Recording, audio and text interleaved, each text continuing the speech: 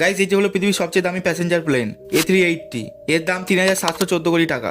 এটি এয়ারবাস দ্বারা নির্মিত এবং 4টি ইঞ্জিন বিশিষ্ট একটি দোতলা প্লেন। A380-তে 525 জন যাত্রী অনায়াসে সুষ্ঠুভাবে বসতে পারবে। এই প্লেনটির ভিতরে সব রকম লাক্সারিয়াস ফিচার্সে ভরা। A380 প্রথম আকাশে পাড়ি দেয় 2005 সালে, কিন্তু এর নির্মাণ কার্য চালু হয় 1999 সাল থেকে। A380-র গতিবেগ ঘন্টায় 900 কিলোমিটার এবং এটি একটানা 15,400 কিলোমিটার পর্যন্ত ওড়ার ক্ষমতা রাখে।